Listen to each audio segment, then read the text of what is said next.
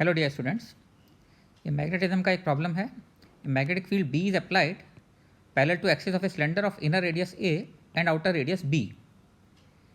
Magnetic field is directed out of the plane of the paper. An electron is projected with initial velocity u naught in the radial direction.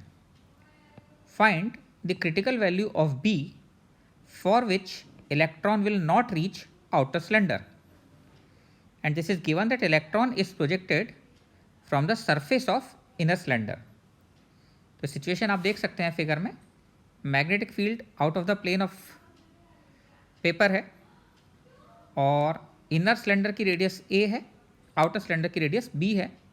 Electron को कहीं पर inner cylinder के surface से project किया गया है radial direction में. तो रेडियस के अलॉन्ग इसको प्रोजेक्ट किया गया है with a certain velocity you not. और हम ये चाहते हैं ऐसे केस में कि इलेक्ट्रॉन आउटर सिलेंडर को क्रॉस ना करे, आउटर सिलेंडर पे ना पहुँचे. इसका मतलब ये होना चाहिए कि जब ये आउटर सिलेंडर पर पहुँचेगा तो इस तरह का कुछ सर्कुलर पाथ हो कि इस पॉइंट पर जो इसकी वेलोसिटी है वो टेंजेंशियल डायरेक्शन में होनी चाहिए. आपको पता है मैग्नेटिक फील्ड में स्पीड चेंज तो होगी नहीं और पार्टिकल सर्कुलर पाथ में मूव करेगा. तो बेसिकली ज्योमेट्री पे बेस्ड प्रॉब्लम है. आप चाहें तो एक बार ट्राई कर लीजिएगा इसको और उसके बाद फिर सॉल्यूशन देखिएगा. ओके, तो देखते हैं इसका सॉल्यूशन क्या होना चाहिए.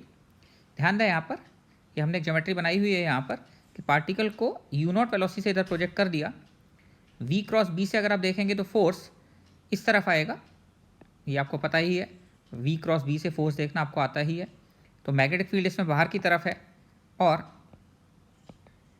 वेलोसिटी पॉजिटिव डायरेक्शन में है और नेगेटिव चार्ज है. नेगेटिव चार्ज है इसलिए फोर्स इस तरफ लगेगा और जिधर फोर्स लगेगा यहीं पर कहीं सर्कल का सेंटर होना चाहिए. तो ये एक सर्कल में मूव करेगा जैसा कि आप देख सकते हैं और सर्कल इस तरीके से बनना चाहिए कि इस पॉइंट पर पहुंच कर आउटर सरफेस पर पहुंचकर इसकी वेलोसिटी जस्ट टेंजेंशियल डायरेक्शन में हो जाए. तो इसको जस्ट टच करते हुए जाना चाहिए. तो क्या क्रिटिकल वैल्यू होगी इसके लिए, मैग्नेटिक फील्ड के लिए, ये हमें कैलकुलेट करना है. आप देख सकते हैं यहाँ पर ये मैग्नेटिक फील्ड की वजह से जो स्पीड है वो चेंज नहीं होगी और ये हमेशा टेंजेंशियल डायरेक्शन में होगी. तो ये रेडियल डायरेक्शन हो जाती है, इसके बीच का एंगल 90 डिग्री होगा. तो यहाँ से यहाँ तक का जो डिस्टेंस है, ये डिस्टेंस आपको पता है कि आउटर सिलेंडर की रेडियस है बी के बराबर है.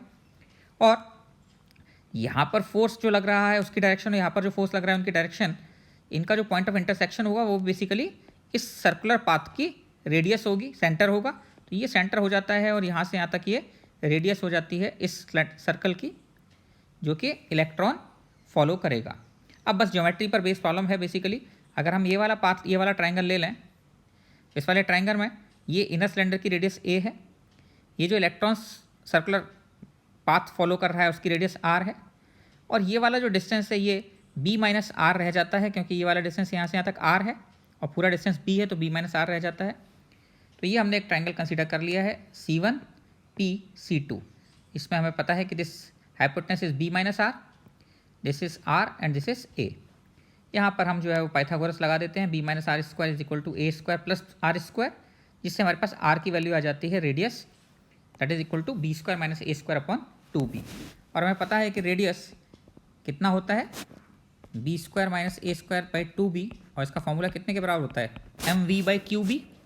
तो एम यहाँ पर क्या हो गया, मास ऑफ इलेक्ट्रॉन, वी कितना है u naught upon q is charge on electron e and critical value B.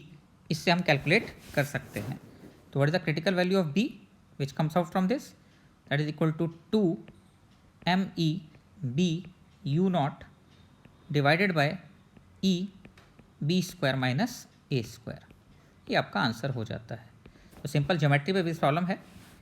Magnetism में पाथ की जो प्रॉब्लम्स होती हैं वो ज़्यादातर ज्योमेट्री पर ही बेस्ड होती हैं. अगर ज्योमेट्री क्लियर हो जाती है तो आपको प्रॉब्लम भी सॉल्व हो जाता है. ओके, आई होप कि आपने जो है वो ये ढंग से समझ लिया होगा. इसके नोट्स बना लीजिए and enjoy your day. Okay.